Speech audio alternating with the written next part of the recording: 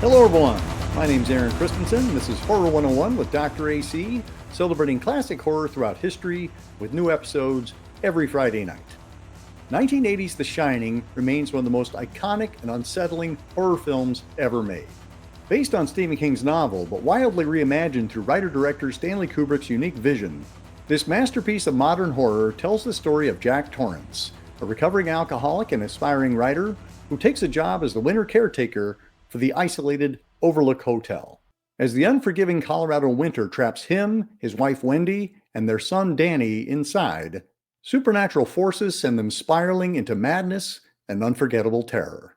45 years later, The Shining continues to inspire filmmakers, critics, and horror fans alike, sparking endless analysis and debate, challenging us to look deeper with every viewing. Its eerie imagery, narrative ambiguity, and dreamlike atmosphere have cemented its place in horror cinema history. Join us tonight as we celebrate the film's groundbreaking cinematography, uncanny sound design, and timeless performances by Jack Nicholson, Shelly Duvall, Scatman Crothers, and little Danny Lloyd, as well as the deeper symbolism and hidden meanings that have surrounded The Shining for decades. I don't suppose they told you anything in Denver about the tragedy we had up here during the winter of 1970? I hired a man named Charles Grady as the winter caretaker. From what I've been told, he seemed like a completely normal individual. But at some point during the winter, he must have suffered some kind of a complete mental breakdown. He ran amok and killed his family with an axe. Well, you can rest assured, Mr. Ullman, that's not going to happen with me. That's right. Mom, do you really want to go and live in that hotel for the winter? Sure I do. It'll be lots of fun. The only thing that can get a bit trying up here during the winter is the tremendous sense of isolation. Is there something bad here? I fear you will have to deal with this matter in the harshest possible way. I agreed that I killed you and Danny. You did this to him, didn't you? I'm not gonna hurt you. I'm just gonna bash your brains.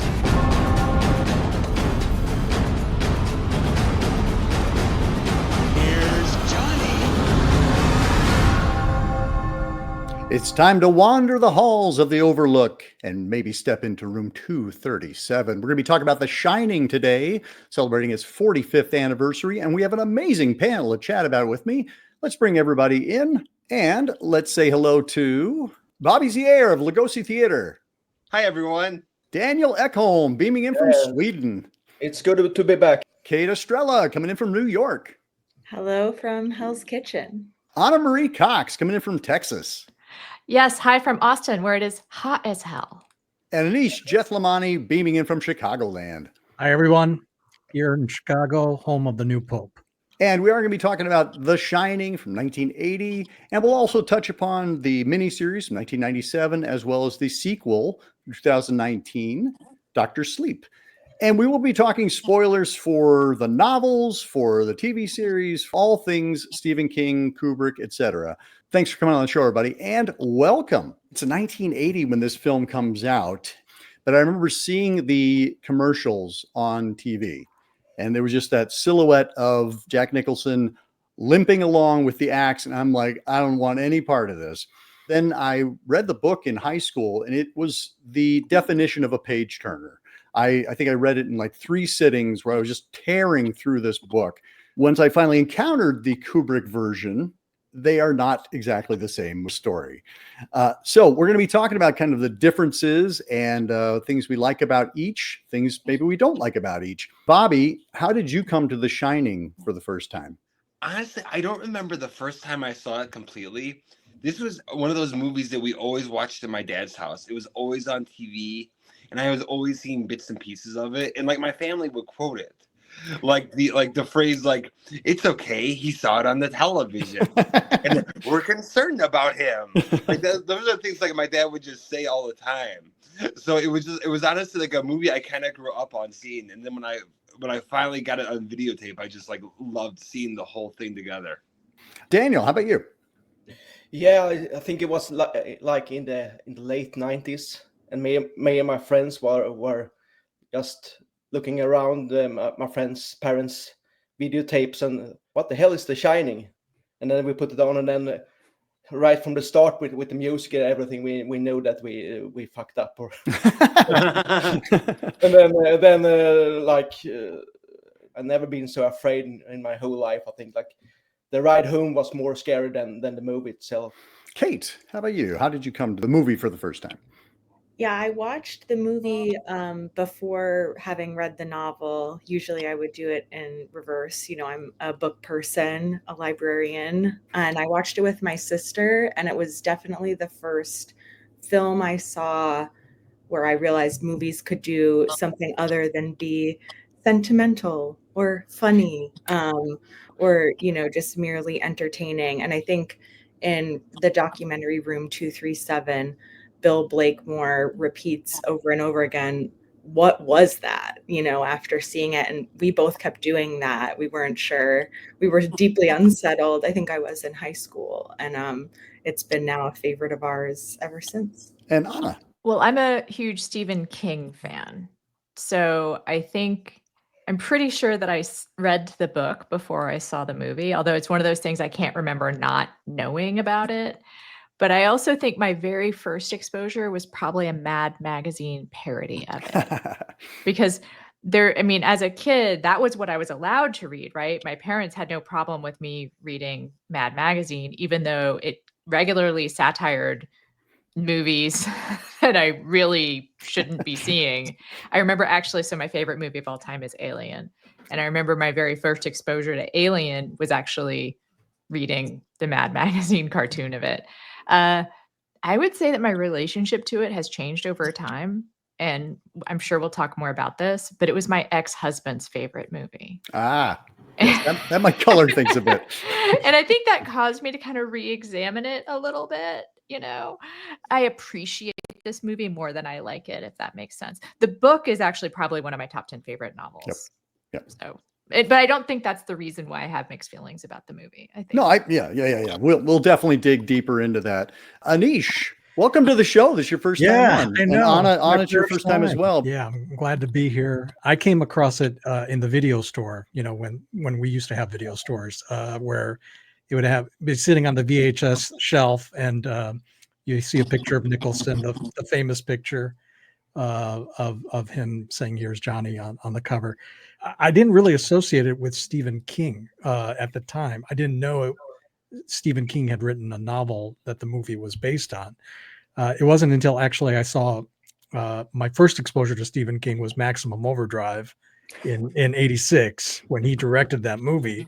And then I came to, read Pet Sematary, and then I made that association between The Shining and him. But again, I saw it in bits and pieces, and then really came to appreciate it quite a bit when I was in high school, when I saw the whole thing. Yeah.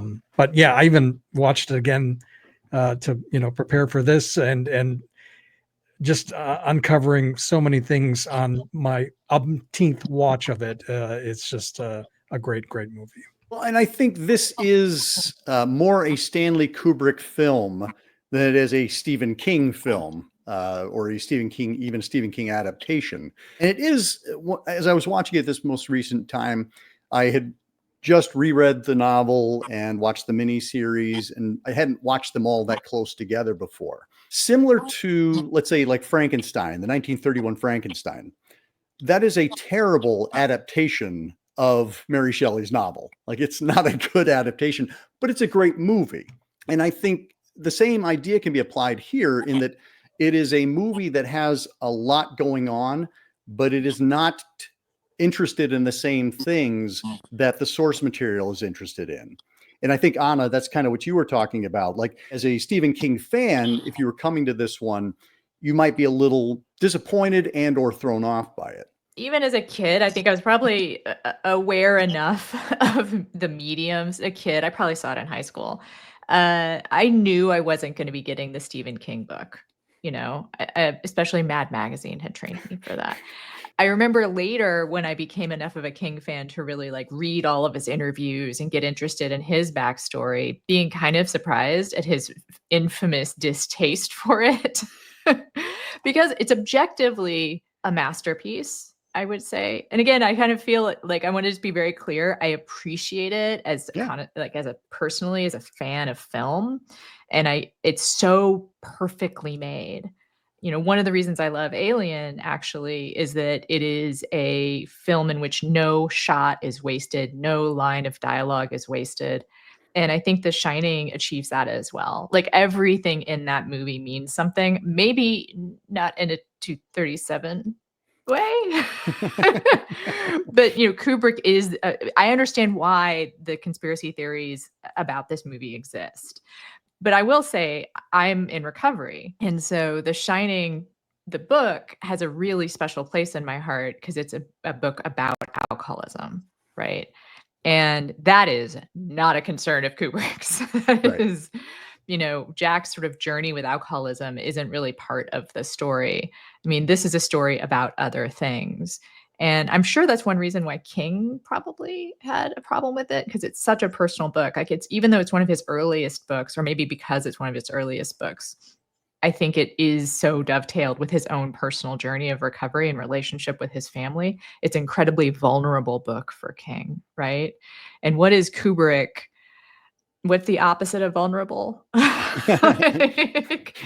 There is no vulnerability in this movie at all. I think that's why and then there's the backstory of the movie, which I'm sure we'll talk about. But I think it's totally possible to appreciate them as two different things as long as you're coming in with that. And then it is interesting to compare them, especially the ways that King's book is also really interested in abuse, but from such a different perspective. For sure. Bobby, I know you also reread the novel in preparation or kind of like leading up to this. What were your feelings about watching the film and the, kind of like how the novel and the film are in conversation with each other? Honestly, like they were so different from each other because in the novel, it's it seems like a family unit that's like been struggling, but like trying their best to keep it together. Like the dad, yes, he's had problems with alcohol, he's had problems with anger, but he's really trying like to keep it together. Whereas in the movie, Jack Nicholson, he's ready to lose it in the beginning. So it's funny you mentioned Frankenstein because I was thinking Dracula. It sort of redefined the character Jack Torrance away from what it really was, but Jack Nicholson's so great, like it can't help but redefine it, I was really amazed by the book of how much it's much more of like a regular family unit who's trying their best to survive the hotel, and how the hotel is much more the antagonist in the novel. Whereas in the movie, Jack Torrance is the antagonist with the hotel kind of backup. No, that's right. I mean, we have great empathy for Jack Torrance in the novel. Right. Whereas I think he's just a really charismatic villain in the movie. And in the book, I feel like it went, I was very impressed by the book of how it went into The Shining more and into the history of the hotel more. Yeah, for sure. Kate, what's your feeling about the relationship between the novel and the film? Yeah, I mean, on a sentence level, Stephen King rips, as we know, and like I feel like in the novel there is this head hopping, that happens where we're getting a lot of introspection. It's omniscient, but we're really closely located to the thoughts of characters. So we get a lot of Wendy, we get Danny, we get Jack, of course. And when you're thinking about where Jack comes in, how much we know about him when he meets the hotel, I actually do feel like in the novel he is also primed to lose it. I mean, he has such a temper. He is totally thinking about Ullman as like a cheap little prick or whatever from the beginning. The Ullman character in the novel is different to the movie, but I totally agree that we have so much more sympathy because his struggle is much more legible. And I think what is similar but so much stronger and fleshed out and more developed in the novel is the extent to which he's had these struggles and has these really intense manifestations of anger. And I think what it's stemming from is his inability to properly engage with the past. And to a certain extent, the drinking, I think, is still present with us in the movie, right? Because he mentions that he's sober. And of course, the lines that Nicholson is delivering, you're like, wow, he's seen some shit. He looks totally crazy. He has that like maniacal grin kind of in the beginning as he's being interviewed. So we get with a lighter touch that there's some history. There's no alcohol technically at the hotel. I think what is much more clear in the novel is the extent to which he starts regressing into those behaviors that he used to do when he was drinking, even though there should be no alcohol at the hotel, because it's it's all gone. The evolution of Jack in the novel is not anywhere what King envisioned from the movie. And I think this is why he had a little bit of trouble with Jack Nicholson in that role. Although from clips I've seen, particularly in an interview he did with Letterman, he praised Jack Nicholson's performance. So he was a little bit more, coy about. He softened on it. Yeah, he did. He did. Nicholson, as much as I love the performance, just his own demeanor and the way he carries himself as an actor, you don't necessarily buy right away that this is a man who's going to devolve into madness. Like he almost starts there, to a certain extent, or you're seeing his issues right from the beginning. In watching it just recently, I was trying to see if that was really evident. And I think that particularly in the interview scene, you could see him really finding that fine balance of someone who's holding it together and wanting this job. But also I think that maybe King didn't really see Nicholson as part of that. If I remember correctly, he wanted Jon Voight to play the role, or that was one of the actors that he had campaigned for to play it, because you wouldn't believe at that time Jon Voight was, he came off Midnight Cowboy, and he was one of those actors where you could not believe that this actor would portray somebody who's mad from the beginning. So that's the thing that kind of popped out in my head in the comparison between the novel and the movie. Yeah, you're gonna throw me out of this channel for this one, because I tried to read the book a long time ago, because I love the book It, and I love the Stand and everything.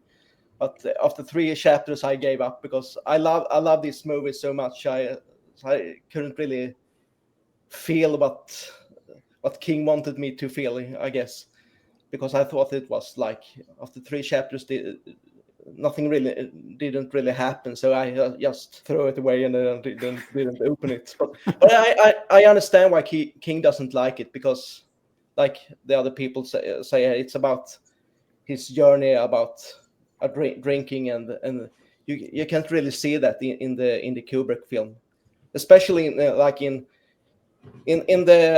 are different versions of the Shining, and you apparently watched the American version. In Europe, we have the 19-minute version is the most common version of this film. 90 minutes? Yeah, of the Kubrick. Oh, yeah. Wow. That's the common one in Europe. So I the longer version, the 114 minutes or something, I recently watched that for the first time when I bought the 4K. Oh, and wow. and in the European version, the interview is shorter. The scene with Jack and the bartender is shorter in the European version. Can I speak to that just for a second? So like I said, I'm in recovery, and I actually read The Shining right when I got sober. And it terrified me even more, because that scene where Jack, the liquor, appears is a nightmare for an alcoholic in early recovery. Like, that is what a relapse dream is like, is that all of a sudden you're presented with alcohol, like you've tried so hard. And I think one of the reasons the book I've fallen in love even more with it, I probably reread it like once a year, if not every other year. King, even though he wasn't sober at the time, is really engaging with alcoholism as a disease, like as we understand it now, that even in the 80s was a little less common. But this idea that it's like beckoning to you and that you're powerless over it, as we say in the 12 steps. Whereas I think Kubrick has a much more functional view of the alcohol in the movie. Like, it's a temptation to him and he does it. It's like not an understanding of the disease of alcoholism so much as it is like an indulgence. Jack loses his willpower, right? Whereas I think once you kind of start in the journey of recovery, especially, but when you're even experience alcoholism, like you might think, oh, I'm weak because I can't resist this. But what I think King really portrays smartly is that idea that like it's a siren. It's like a compulsion. It's a compulsion. Like you're kind of a victim of it, right? More than you are like someone who has fallen in sin. Whereas I think like Kubrick is not really interested in that, right? Like the alcohol is just sort of like a thing Jack does that's like a sign of his descent. And definitely, I mean, we're already talking about this, but I do think it's important to talk about it in relationship to the movie, is this idea that Jack is corrupted from the beginning. And yeah, and King is just more interested in that struggle. Kubrick, I believe, had a conversation with King where Kubrick was kind of like, oh, the supernatural part isn't interesting to me, right? Like he's interested in human corruption. He's not interested in the problem of evil, let's say. Right.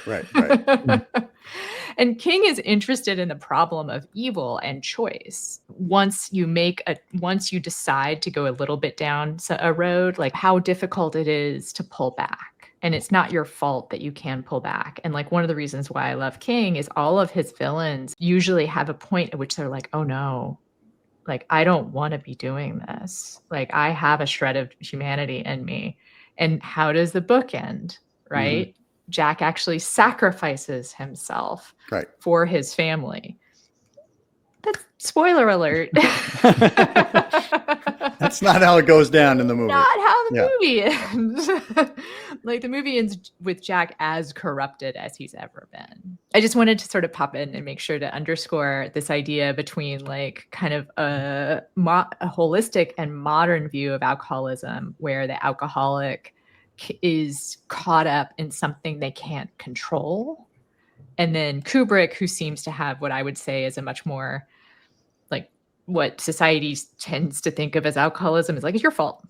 Like you know. And yeah, certainly just, if you wanted to stop, you would stop. Yeah. And I think to a certain extent, Dr. Sleep kind of deals with trauma, right? Which is the idea of childhood memories or childhood events that stick with you over time and come back to haunt you in adulthood. So he's exploring that theme as well, and continuation with everything that you just mentioned as well. Kubrick is approaching this very much, I mean, from the opening shot, we're getting kind of a God's eye view, and he's very much an observer and not necessarily interested in connecting you with the people as humans. They are telling a story for him. But, we have Jack and Wendy and their son, Danny, and they are going to be spending the winter up at the Overlook Hotel up in the mountains of Colorado. And they're basically going to be just stuck there for the entire winter, just the three of them. That is a precarious position to put any family in, I would say. Bobby, I think you actually have visited the Stanley Hotel in Estes Park, correct? Yes. So Stephen King, he was inspired to write The Shining when he stayed at the Stanley Hotel. It was actually the hotel was built by Freeland Oscar Stanley, who was in New York and he was suffering from tuberculosis. And the doctor suggested the dry air of the Rocky Mountains. So he moved to Estes Park and he lived till he was 91. And he built the hotel for all their friends to like come in and stay. And just like the Overlook Hotel, it's had its fair share of like crazy events. Like the big vaudeville star Ted Healy, who was the original leader of the Three Stooges, he stayed at the hotel, and at the time he had a monkey in his act, and he put an overcoat and hat on the monkey and snuck him into the hotel, which is something that you could kind of see like the bear guy doing in the story of The Shining. But it also had its fair share of tragedies. In the basement, there was a homeless woman named Lucy who was trying to sneak in the winter, and she froze to death. And I actually had the Stanley Hotel shirt on when I got there, and I was doing the ghost tours that they have there, and there was this exercise where you put a dum-dum sucker on the palm of your hand, and if it vibrates, that means the ghost is making contact. And the tour guide kept saying to me, "Your sucker's leaning, your sucker's leaning," and I felt this weird splash of cold water on my foot. this weird pressure on my body, and then I fell to the floor and became unconscious. And it was like, yeah. You know, I was out for a few minutes, and I do have to say the Stanley Hotel staff was very, very nice. Like after I came to, they got me to a place to sit down. They got me water. So it really is. It's a famous like haunted hotel. And when Stephen King stayed there at the time, now they're open all year round. But at the time, it was just like the movie where they were closed up for the winter. And they were getting ready to close. And only Stephen King, his wife and son were there, and like a few of the workers. And he stayed in room 217, and he had a nightmare where his son was being chased around the corridors by like the fire hose. And then he went to the bar, and the bartender's name was Lloyd. And Lloyd told him all the ghost stories about the hotel. And there's actually a very famous event with the wealthy hotel in Dumb and Dumber. That's the Stanley Hotel as well. And Jim Carrey stayed there for one night. Everyone else stayed there for the entire shoot. Jim Carrey stayed there for one night, and then he left. He went to another hotel and would commute, and he won't talk about what happened. Right. Thanks for sharing that, Bobby. I appreciate it. I'm happy to. The tuberculosis connection is really interesting because, like, I don't know, from that zoom out shot that you were just talking about, AC, and when we're thinking about like the personalization that's present in the novel versus what Kubrick is trying to achieve, I feel like that zoom out, that God's eye, is reminding us, and I believe that this is true, that what we're seeing in this film is a story about the American past and sort of the evil that's present in our past. And like for tuberculosis going west, I mean, obviously going west, gold rush, you know, settler colonialism, all of that I think is present in the film. And like there used to be for tuberculosis patients, these billboards, these advertisements, go west and live, you know, there's so much promise.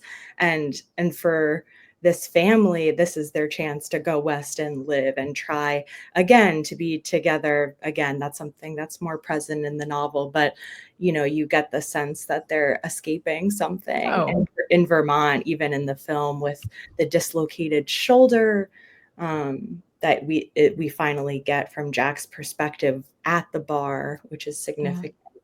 And there's also the view of the maze, right? Which is a God's eye view. Yeah. And then as far as the connection to American colonialism, I don't think it's quite what the theories are in 237, but you can't escape like all the images of Native Americans and indigenous people in the movie, which are, you know, Stanley Kubrick does nothing by accident.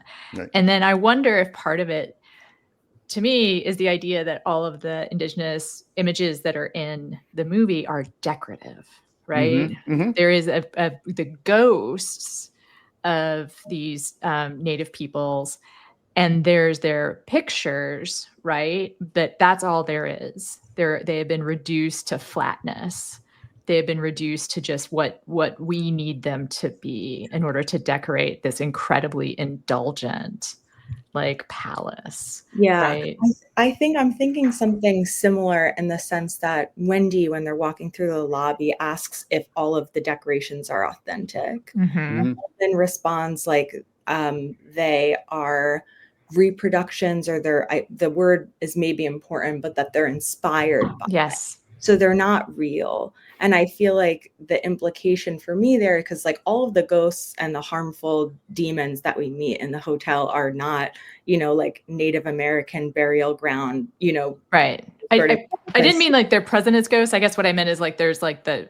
Oh, no. I think we're saying the same thing. Yeah, but I think it's significant in that the evil that was done and the harm that was perpetuated is by the colonizers and the people who committed the genocide, and therefore they are the ultimate malevolent force that has made this place the sort of evil black hole that I think that it is, you know, and that they've taken on these sort of images and stolen, you know, this kind of aesthetic to perpetuate colonialist harm. And the colonizers, much as sort of like I was kind of saying about the alcoholism, they brought it on themselves. ultimately.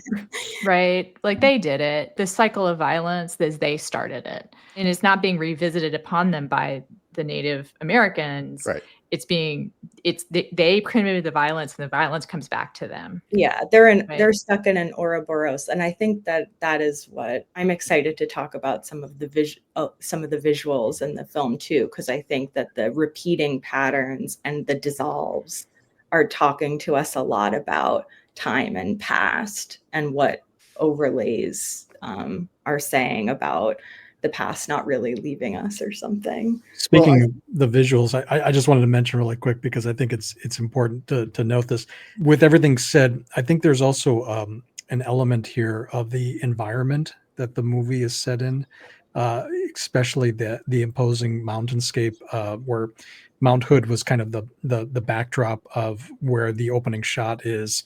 I was listening to some of the commentary by Garrett Brown and John Baxter on that opening sequence, and they were talking a little bit about how you're seeing a destitute man who's kind of driving into this very imposing landscape that he doesn't really realize is going to be really overpowering him. And the other idea of the car kind of traveling around the highway, this idea that you don't really know what's around the corner as well.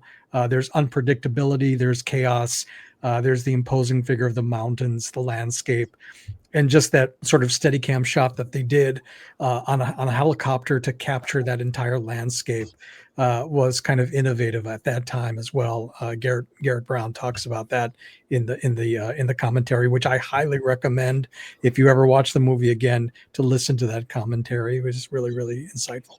Is that on the more recent release, Anish? On the 4K version, yeah. Because for the longest time, there was no commentary. There was basically Vivian Kubrick, Kubrick's daughter, that little 30-minute behind the scenes thing that she put together. That was basically the insight we had into the making. Yeah, which is fascinating too. That whole thing, I watched that as well recently, just to see the behind the scene footage of how the process was. But talking about the visuals, I think that's a great transition, Kate, because this is an incredibly visual film, and the labyrinth and the maze that is the Overlook itself, that's not done by mistake. We're talking about getting lost and not being able to find yourself, not being able to get out of the situation you've created. When you think of The Shining, what are some of the first things that pop into your head? The kid on the bike, of course. Danny on the bike, of course. That's the scene that pops up. You follow the kid around in the hotel on the bike. It feels like it's you on the bike, more or less. The scene in the labyrinth with Jack and Danny is like shrinking around them, and the scenery is beautiful. Well, when you talk about that Steadicam shot following Danny around on his big wheel, we hadn't seen a lot of Steadicam at that point, and so that felt kind of like a miracle of filmmaking. Like we were like, we've never experienced this before, and how the sound changes when he's on the carpet versus when he's on the hardwood. Those are just really striking cinematic experiences. And yes, the maze itself is, it's full of salt, I think, right? I think that they're using salt instead of snow. And so they're just marching around in these basically a sand beach of salt, which I can't imagine was very pleasant for anybody. I'm honestly very impressed by just like how big the hotel seems. Like in all like the scenes, it seems like they're either like humongous wide shots, and the characters, they seem like so small in the frame, and you get the impression that maybe there are ghosts in the frame that you're not seeing. Like what else, because it seems like they're just a small part of the hotel. And then of course I love that the close-ups they do. Mm-hmm. And so I noticed this, like it's either a very wide shot or a very tight close-up. And I love that one shot of Jack Nicholson where it's a close-up of him just kind of like staring off into space, like thinking about like Wendy and Danny in the hedge maze. And you could just tell that the hotel is taking over. Kate.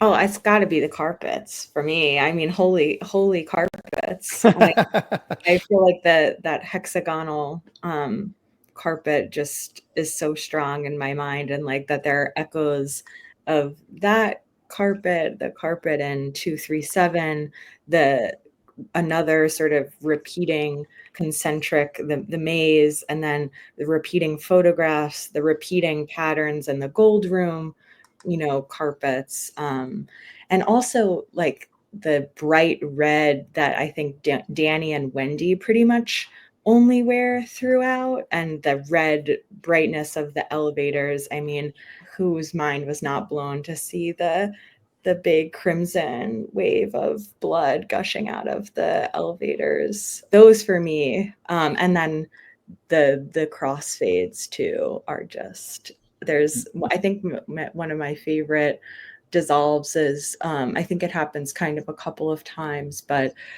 in one of the scenes where Jack is losing it in the Colorado lounge, this sort of light fixture becomes a crown, sort of like heavy is the head that wears the crown, or he's giving kind of like a Mad King image with that fixture on top. And then for a second, when they make it to the top of the stairs, I think Wendy gets the light fixture as crown later, not in a dissolve, but just straight away. Nice. I have actually never noticed either of those before, so thank you. I mean, there's almost too many to count, right? Of course there is. There's so many good, just impactful, freeze you, even though it's not a freeze frame.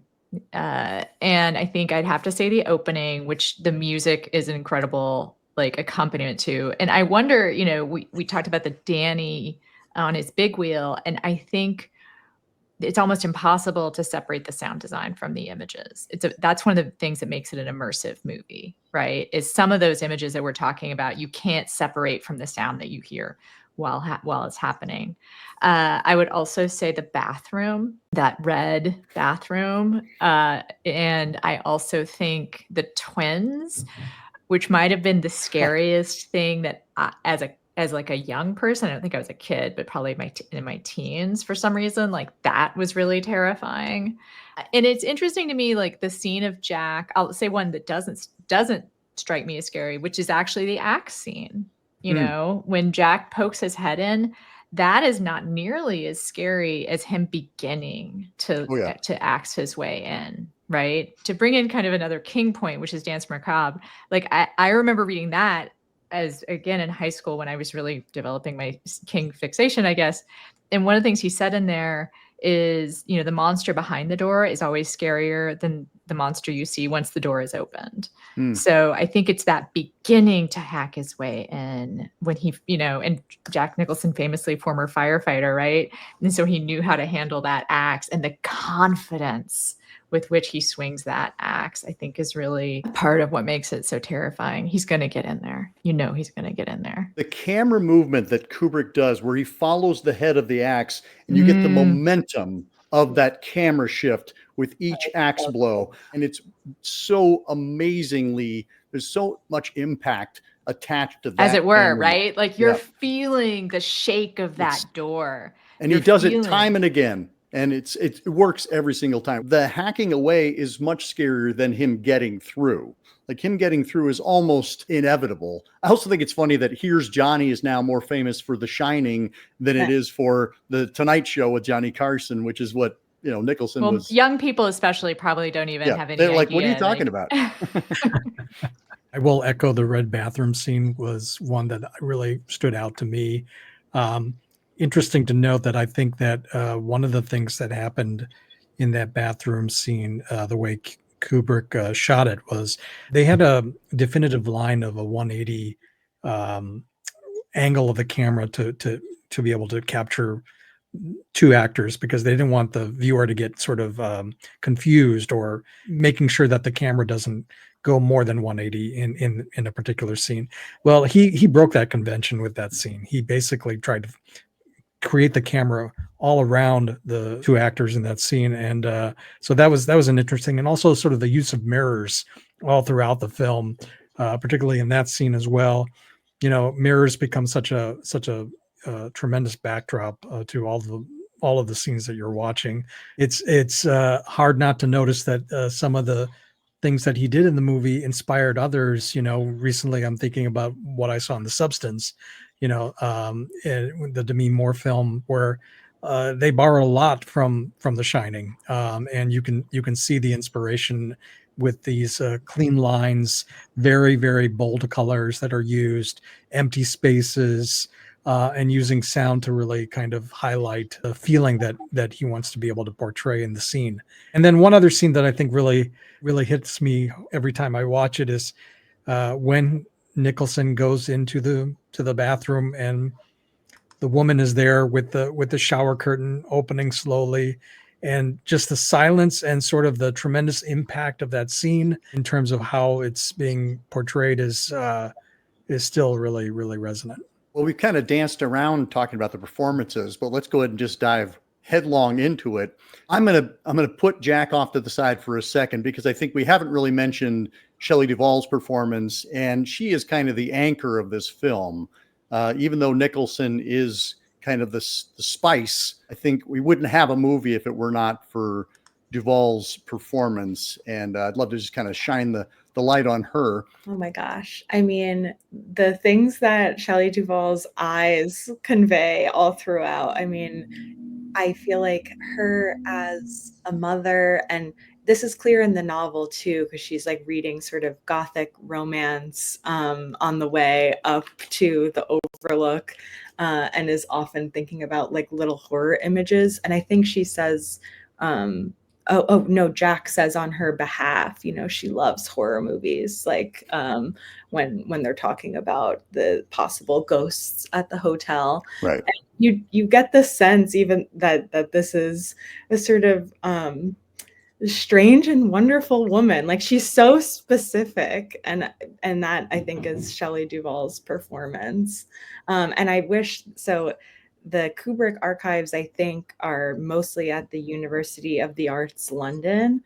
And if I had had more time before, because I'm sort of pinch-hitting today, I would have loved to see, I know that there are letters between, because they have it on their finding aid, Shelley Duvall and Kubrick, and they talk, there was a little description, but not the full transcription of the letter about what her character might wear. And I think that is really interesting. I think she's amazing. Like, I'm thinking of like that scene just in the beginning when she's like talking to the doctor. You could just tell she's trying to become, but you could just feel all the insecurities, the mental abuse that she's going through her husband. Even the fact that like the way her cigarette ash goes so long, and it's like it's like it makes you nervous watching it, but it's like she's so nervous she doesn't know when to ash her cigarette, you know.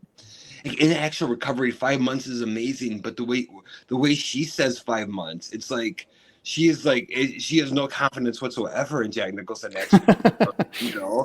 And I absolutely love how she's so mentally abused and in such a terrible situation. And then later on, the scene with the bat, I love the character arc for her. Mm-hmm. When she goes in and discovers Jack Nicholson's writing, how it's all all work and no play makes Jack a dull boy, and then she finally hits him with the bat. And what I think is so great about that scene is you don't know if she's going to hit him or not.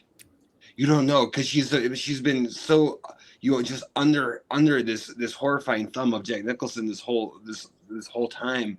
You don't, because she doesn't really have a strong hit to her at first. Yeah, you're watching her with that bat, and you're like, I hope that choke up is gonna work, because yeah. But it does. It totally works. Yeah, you don't know if she's gonna, and she does it, and it's so great. And then this is a scene I love how it's done in the movie more so in the book, how she carries Jack Nicholson herself to the pantry. Right. He has trouble open, because in the book it's Danny figures out how to open the door. She figures it out. She has a hard time at first. She figures it out, and she gets him in there. So I think it's just an amazing character arc of someone who's been terrified, who's been mentally abused by her husband, is in a terrifying situation, but she comes through. Yeah, I also feel like something that she does so well is like being a presence, somebody who's trying so hard to have everything be okay, and she has a sort of sunny disposition. And when she finds those pages, it's like she knew that her husband is deeply flawed in all of these ways, but the horror of uncovering a way that somebody you love, who you already know has these flaws, is even sort of flawed beyond what you understood, that there's somebody else from what you even comprehended, is like, who does that horror so well. Like the other said, she's great. Like especially when you know that, like the mental abuse she got from Kubrick during filming. Like he was yelling at her and said that she was useless and she couldn't act, and she even said that she like lost a lot of her hair during filming because she was so stressed about Kubrick diminishing her all the time. So I think she took a lot of the character from that abuse to the abuse on camera as well. So, and and the thing that she was nominated for a Razzie for this part is just ridiculous. If I can jump in, her backstory, I believe, is she was kind of discovered as just someone who had, like, at a mall or something. By Robert Altman, yeah. What? Robert Altman. Yeah. Yeah. And it was just her energy that seemed, and her look, which is really distinctive. And, you know, Altman really loves naturalistic performances. And so I think he was attracted to just having this really interesting person on screen. And I wonder if Kubrick thought that that's what he was casting, was someone who would just be herself somehow and wasn't really an actress, you know? But I think we know she was an actress and he didn't need to do this. I think she could have summoned it without being abused. And what I was thinking about right before we got on actually was how, like, what is still scary to me about The Shining, having seen it so many times and having developed a complicated feeling about it. That scene where we know she was like so terribly abused. What is terrifying about that scene to me now, as someone who was in a relationship where I had some emotional abuse and gaslighting, is the delight that seems to be happening on Jack's part, right? Because of that performance. But also, I do think the texture of what Kubrick is feeling and the delight I think that he took in getting this performance out of her, like wresting this performance out of her, I think that really is transmitted across this screen. And I think it's one of the things that makes me so scared, is that sense of, oh, this is fun for someone. This is something that someone is taking satisfaction out of. And then the weakness that she has at first in striking back, I think, is the fear of anyone who's in an abusive relationship, is that if you do strike back, it won't be enough. If you do try to do something about your situation, it'll just make it worse. So there is satisfaction that they get out, right? Yeah. But I think one of the things about her performance that's true to life is that sense of powerlessness that we see, you know, throughout even her trying to get away, where she's just like dithering and like, oh, and, you know. And I do think that's a really good indication of like what it feels like, that process of getting out of an abusive relationship, is that you don't stride out. Sometimes we see on screen the woman becoming like, I'm going to do something and I'm going to strike back and I'm going to take my own agency. And it's not smooth like that, right? Yeah, no, that's a fantasy. That is something that is put on screen. Anish and I are both actors in the Chicago theater scene. And so that idea of, you know, a director trying to push you further to see if there's something else to be mined there, I think is something that both of us are familiar with. As you say, Anna, I think, and Anish, please speak to this, the idea that I am an actor, I am a professional, and I will do the job. I appreciate the insight, I appreciate the push, but ultimately it's going to come down to me and what I can do with my instrument. Anish, what are your thoughts? Yeah, no, I 100% agree. And I think that, you know, it's so interesting in terms of watching this movie with that lens now, because of knowing the kind of very, very challenging circumstances that Shelly Duvall was put in to kind of make that movie. It's interesting, you know, to me that, you know, originally she wasn't the first choice. Like Nicholson was really trying to go after Jessica Lange for the role. And then I know Diane Keaton was in the mix, Jane Fonda was in the mix. There were a host of others, but ultimately Kubrick thought that all of those actresses were too strong for the role. And he wanted to go with somebody who was more vulnerable, like vulnerable from the very beginning. And it's interesting to also note, like King also felt like, after watching it, like he felt like she was too vulnerable in his view, much like he thought Nicholson was coming from a very different perspective from the get-go. I think that many people look back at Shelley Duvall's career and they look at The Shining as one of the pinnacle performances of her career. But also, ironically, it was really the thing that kind of tilted her towards really taking a step back. If you look at the films that followed, I mean, she did Popeye and a couple of others, but that she never really reached that height again. And you wonder why. And it's because, people remember her most as this character. Going back to, like, in terms of the process of acting, I don't think a film like The Shining could be made today, under those circumstances.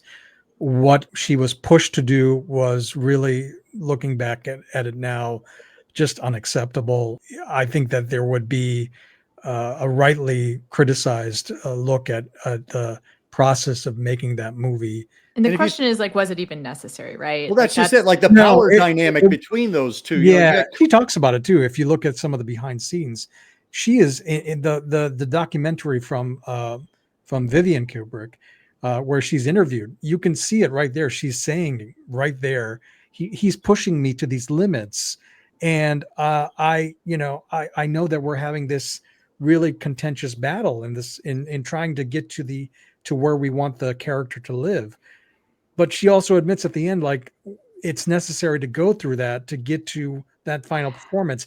I don't think that would be accepted today. Well, I'm not even sure that is the thing that the person who is abused says. Right. To justify their power, again, I think that's her taking on, well, maybe this is for the best. Like, maybe this is what needs to happen. Right. And I'm not sure if that's true.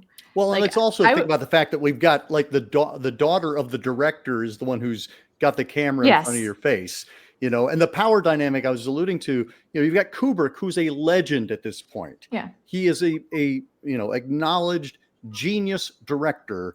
And then you got Shelley Duvall, who's very much a newcomer to the Hollywood scene. And so, you've got so many different dynamics where Shelley Duvall is on the bottom end of things and Kubrick is on the top, the male female dynamic, like all the misogyny that absolutely existed and still exists. All of that is kind of playing against her. And the fact that she delivers a performance to the caliber that she does is just astonishing. Like the fact that she stays the course and delivers something that is so indelible. And maybe we should think about it in terms of, like, maybe she's a good enough actress. She could have done it without that, right? Absolutely. That's what you're saying? Yeah. And she didn't get a chance to do it without that. And I don't even remember which take they actually use. Yeah. Because, right. And we haven't talked about how many takes, right? Like some of the scenes. I mean, it was 35, I believe 35 takes for the one where he's axing the door and so forth and hearing the iconic line. I mean, 35 takes of her, being in that really vulnerable position. I think it's more than that. I believe it's like in the 70s or something. Well, I think it's like rehearsals, and because I think there was extensive rehearsals where he was asking her to go to that pitch. But I think the cameras weren't running for as many of those. Right. But regardless, it's a process that maybe isn't necessary. I wanted to say something real quick about when David Lynch passed. And I'm sure maybe actors have heard this, but he talks about how unnecessary that kind of, like, he really loved having like a great set and people feeling good. Yeah. And his opinion was, you create this environment where people can do whatever they feel like, can go to the place that they need to go because they have the security to be that vulnerable, to be that undone. Right. So just a different, Oh, absolutely. Daniel, did you want to throw something in? Yeah. I just gonna say that I heard it was like 127 takes or something like that. Yeah. And then, go ahead. And then I heard like I think it was Eyes Wide Shut. He tried to do the same thing with Harvey Keitel or something, and Harvey Keitel just said, "Fuck off," and then he left and never came back or something. Right. Yeah, he was extremely challenging to work with. I mean, if you look at all the actors who've kind of worked with him over time, Slim Pickens, who was actually chosen to maybe be in the movie, said no, I'm not going to do it. And then we haven't even talked about Scatman Crothers. He's right around the corner. There's a whole element to that, and I know Scatman Crothers, who kind of lobbied to be in this movie, and because he was friends with Jack Nicholson, Jack was able to get him on board. From what I was reading, because of the extensive takes that he had to do when he started working on the next movie with Clint Eastwood, who's very well known for doing one take, he started breaking down in tears because of the experience he had working on The Shining. Yeah. Let's talk about the character of Dick Halloran and Scatman Crothers' performance. Again, we have a very different character from the novel to the movie, and you don't get as much information about Halloran in the movie as you do in the novel. He's very much an important character. In the film, like we just get so much less time with him. But I mean, the time that we do get, we get kind of like that Shining shot, right? With that high synth moment where they're in the storeroom. I mean, I think that the chemistry that he and Shelly Duvall and sorry, the actor that plays Danny, I always forget. Danny Lloyd. Danny. Oh yeah, literally it's also Danny. Yeah. Nice. Easy. Like the three of them, being in the kitchen and sort of establishing the fear, I think, around what this experience is going to be is just really perfect. And there's like a sort of caution that I think is really legible, and the extent in the film to which the character Dick Halloran goes to save this family. I mean, like, he unfortunately in the film is killed, and it's so awful, whereas in the book, it ends. I think the novel, right, ends with the three of them sort of sitting on a dock in the sunshine, like going fishing. And for what I think Kubrick was trying to accomplish in terms of talking about, zooming way out and thinking about America and pastness and whatever, I see why the character Dick Halloran dies, even though it's terrible. But yeah, that performance is really careful in my mind, and I wish there was more of it. I just want to mention something because I think it's important to also note this. The Shining, you rarely see people of color in that movie. Yeah. I mean, he is really the significant person of color in that movie. And I think when it comes to race, you're also in the bathroom scene, and it sticks out. Grady says the N-word. It's something to note in terms of like the differences between the novel and the movie. Scatman Crothers, I think, gives a terrific performance in this film. His relationship with Danny and that scene where they talk about The Shining and what it is awesome. I mean, it's just it's a great scene altogether. And then I'm also thinking about the scene where he's at the hotel in Miami, or his house in Miami, I should say, where you see the portraits of the Black women also hanging above him. It's interesting to question how race was perceived in this film. In my opinion, I think it's a little problematic. I also think you have to question why was the choice made to kill off this character so early? Why wasn't there any redeeming factor to this character to kind of continue the storyline as someone who could be a saving grace to the main characters? Those are things that I still wrestle with. And especially if we think about Kubrick's concern with the genocide of the native people. There's another big original sin in American history. There's a chattel slavery thing that a lot of people consider to be as big a stain on the colonizers. And it's clear that Kubrick's not even thinking about that, right? Or it doesn't appear to be thinking about it. I mean, King has a weird problematic relationship with people of color, like he tends to have kind of the magical Negro presence. And that's literally what that character with Dick Halloran is in the book. I mean, you have to look at it through the lens of the people writing it. And I do think intentions matter a little bit, And King is definitely like concerned with the oppression of people, right? Even if he's like got classic kind of boomer brain about all of it. And Kubrick is just using this as a storytelling device. Well, and I think Kubrick and Diane Johnson are their screenwriters. She's a novelist, and they collaborated on the screenplay. I think if they had just a very simple mindset of, well, it's a horror story, so somebody's got to die. Yeah. When they bring that character back, especially if you're familiar with the novel, you expect that he's going to do what he does in the novel, which is help save the family.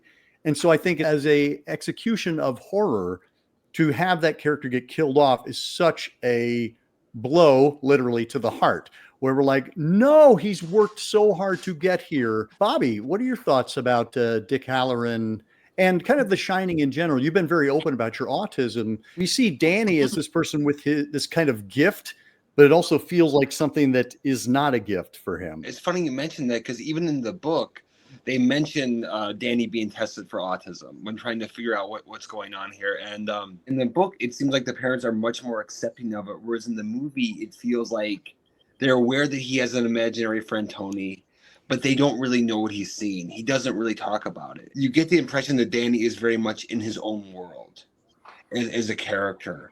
And with that scene when he meets Dick Halloran, that's someone who's entering his world. And I think that's what's so special about their scene together. I believe that's another line that my dad used to quote a lot. How'd you like some ice cream, Doc? But they connect, and the way they connect, he's like the first person to really talk to Danny, and Danny sees, wow, I'm not alone. Even though it's like they don't have a lot of time together, the interaction is just so powerful. And Dick Halloran, he's the one character who kind of like teases Danny when he does what's up, Doc? Right. So they have this like a really like kind of like special relationship. And the character Danny, just how he feels like that's the only person he really is able to, he doesn't quite trust him. He doesn't really completely open up, because he's very quiet and he's not sure because he's never had the ability to open up before. But I think that's like the part of the power of Danny is so much of it is he's quiet and he's observing everything. Yeah. Well, it's interesting. I just now was thinking about this, but in the book, he calls out to Dick to come and help. Yeah. And we don't necessarily get that in the movie. We get that Dick is picking up on Danny in distress, but it's not that he's reaching out and communicating with him and drawing him back to the hotel. Dick basically does it of his own volition. Yeah. He's like, I sense that boy's in trouble and I need to go and be with him. In the book, it's much more like their relationship like is built more. They have more time to he takes them out to look at the car and everything.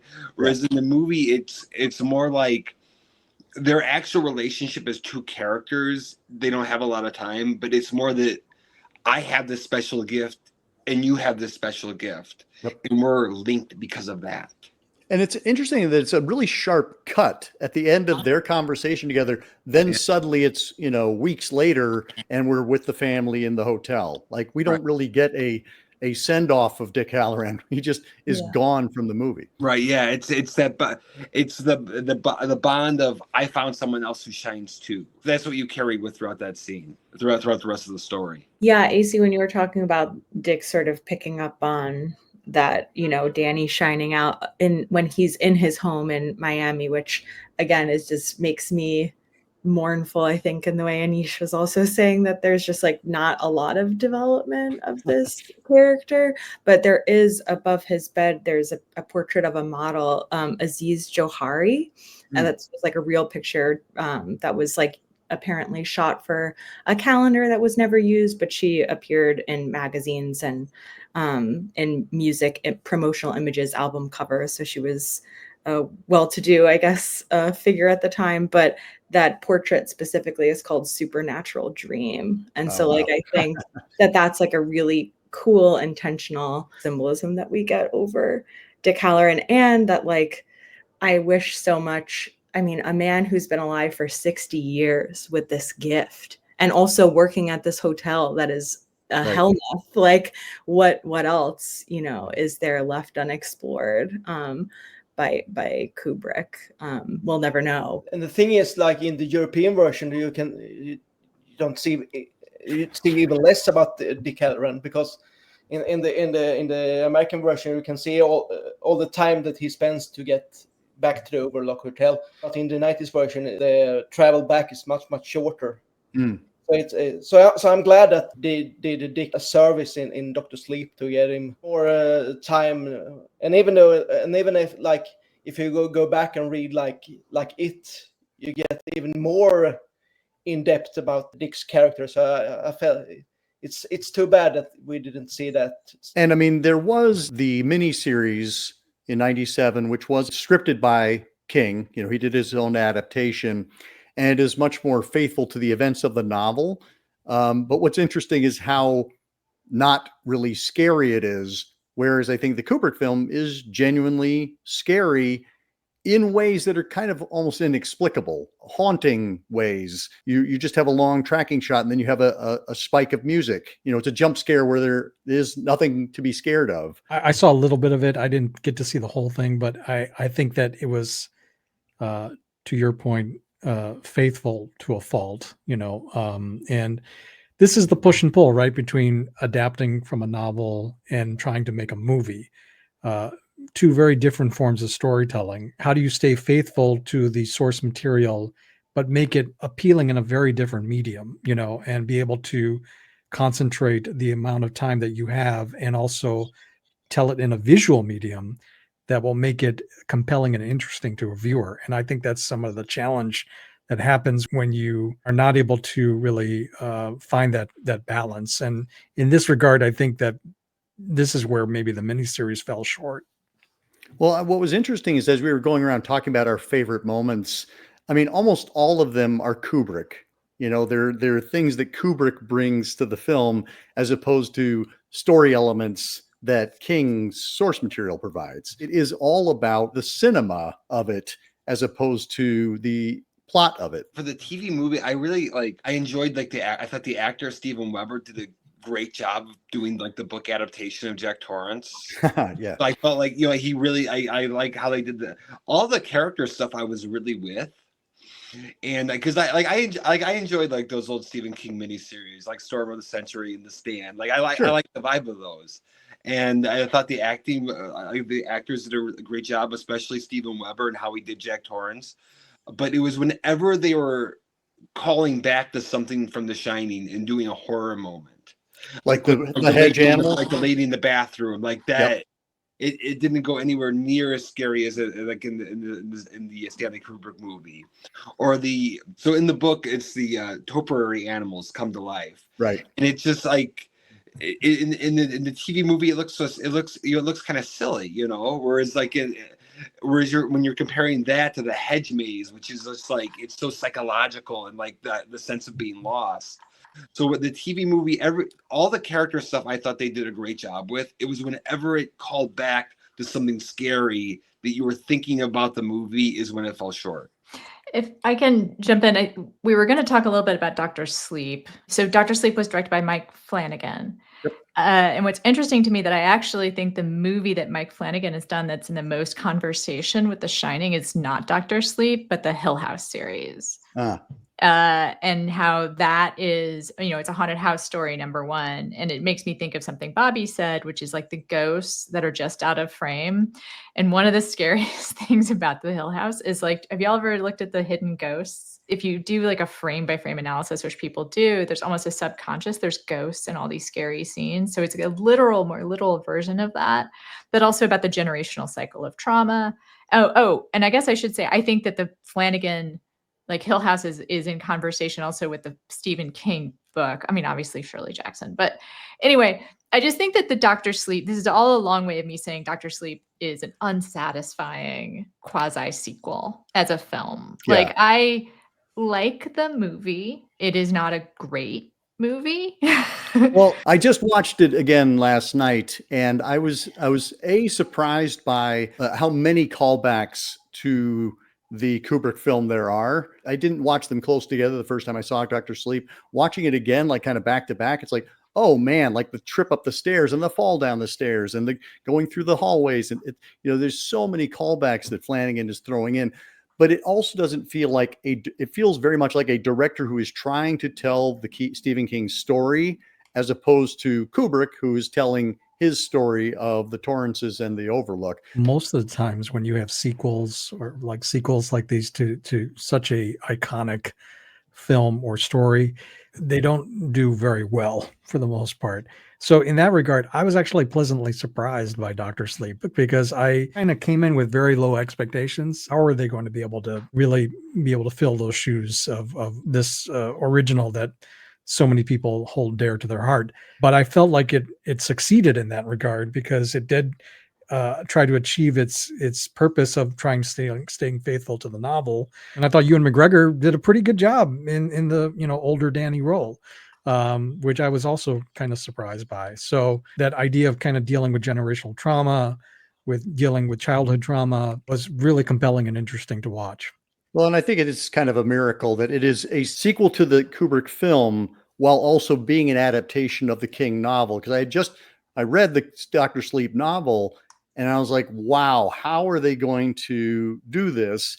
And I love what Flanagan's approach is, which is, well, we're going to bring you back to Kubrick's Overlook and we'll resolve things there. I really enjoyed Dr. Sleep. Like, I like, it is, always the problem is, how do you do a sequel to this iconic, this such an icon of a story?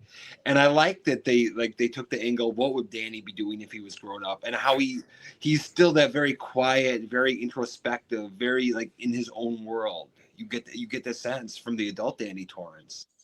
And I liked how he was like in the original you had Jack Nicholson. In this new one you have this other charismatic villain, a hat of the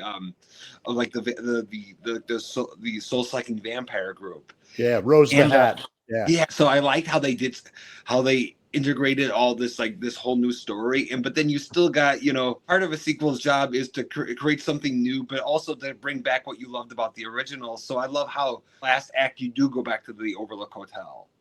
And it is like we're home again. I love this movie. Actually, I know it's not it's not a horror movie in that sense. It's more like a fantasy thing. But the thing I really like about Dr. Sleep is like when you see like in The Shining, it's a very gloomy, dark movie. It's like even though the Danny and his mother like flee from the Overlook Hotel, it's still like it's not a happy ending in that, because the movie is all about repetition, multiple Jacks, there are multiple Gradys. The movie feels like you can't escape this darkness. And in a way, like when Danny comes back to the Overlook Hotel, in a way, the Shining movie proves that right, because he can't escape the Overlook Hotel either. But at least in the end, he takes Halloran's role as a protecting ghost instead of being a part of the Overlook Hotel grounds in a way. So at least like he breaks the circle in a way. Yeah. And leads Abra to this more bright future in a way. Well, what's interesting, what you just mentioned is, the Kubrick film ends with Jack. That's the last shot. So it's ending with Jack, whereas the novel ends with Wendy and Danny and Dick. So it's like, that's again a difference where who's interested in what story we're telling. Can I ask you about the ending? Because I'm curious to hear from you all. What is your interpretation of that ending?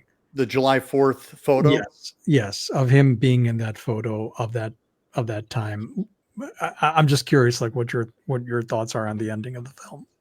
It's about. I think it's about repetition. History repeats itself over and over. Like in the beginning, you when Jack has this interview right about the job, they talk about this guy called Charles Grady who kills his daughters that are 8 and 10 or something. But then when Jack meets Grady in the hotel, he called him Dilbert Grady. Right.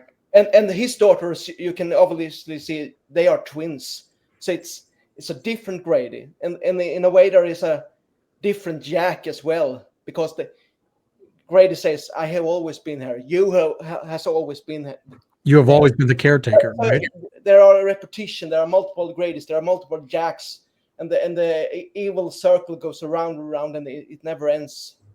So Jack, Kubrick's movie is like, even if Jack didn't start to drink or hunt down Wendy or Danny, he still would be a part of the Overlook Hotel, because he can't escape it whatever he do. I think too, when you're talking about the repetition, I think the thing that keeps everybody stuck in this cycle of violence is a refusal to really engage with the past. And so that in the way that we understand how history repeats itself, and war and cycles of poverty and devastation, like Jack is not able to engage with the things that, drove him to drink, or like he's going to keep, reliving this loop, because what's always with us is sort of patriarchy, are these things that as Americans, like, not to be too cute about it, but we overlook a lot of things, and we refuse to engage with a past that is going to always keep intruding and haunting us and asserting ourselves in ways that are real and not just imaginary, because it will come and unlock the door and let out like things that will actually kill you or smash through the door. Yeah. Or I meant the lock, and which I guess is really the only real supernatural thing that happens in the film, is Jack getting out of the pantry with Grady's help. And there's the denial from both of them. Grady's like, I never was the caretaker. I never killed but I corrected them, much in the way that we correct history or erase the past. Which Dr. Sleep, of course, is about recovery in a much more explicit way. And in the book, at least, Dr. Sleep, right? Like the way that Danny gets out is to recover and do the 12 steps. And that most important 12th step, part of the 12th step, which is the 9th step, to make amends and to go and talk about the worst thing you've ever done. And to forgive yourself for it is actually something that, if people who haven't been through the 12 steps may not understand, is actually kind of really key to the process. You can't apologize to someone else until you've forgiven yourself. And Danny does the work. So just bring it all around. Final thoughts on The Shining. Bobby, would you kick us off? I'd say a great horror movie. And while it's different from the book, Jack Nicholson makes a great antagonist. He's scary. He's able to be funny and crazy, and it's a great horror movie, taking elements from Stephen King, elements from Jack Nicholson, and elements from Stanley Kubrick. Daniel. Well, one of the greatest movies of all time. Like, yeah, and if you like the scene where Jack hits the door with an axe, I recommend a Swedish silent movie called The Phantom Carriage that Kubrick was inspired by when he made that scene. Well done. Way to represent Sweden. Yeah. Kate. Yeah, I mean, just visually arresting in the way that we see patterns and repetition. And I hope that, we all get out of the maze eventually. Anna? Again, I have this weird relationship to it where I recognize it as a masterpiece, as an almost perfect film, and yet still have trouble watching it. I think there's very few movies that can do that, though. There are very few movies that can be objectively appreciated for their not just technicals, that makes it sound too cold. Right. But almost, the coldness is part of it. So I've seen it multiple times for a movie I don't like very much. And Anish? Now, The Shining is an iconic, film that I think it's very much like an onion, which you keep unpeeling on every visit and view, both in terms of watching it and also understanding how it was made. And it has its positive traits, it has its negative traits, but I think that every subsequent view, you always learn something new. And In that sense, I think it's required viewing for any cinephile. I'm kind of surprised that the Criterion collection doesn't have this already. It should, but it's a wonderful, brilliant, and problematic film that continues to engage and continues to provoke thoughts. And as much as I wish we could just stay and chat about it forever and ever and ever, we're going to bring this to a close. Thank you all so much. What a great conversation. Looking forward to having you all on again very soon. And until next time, keep searching, keep exploring, and keep sharing the scare.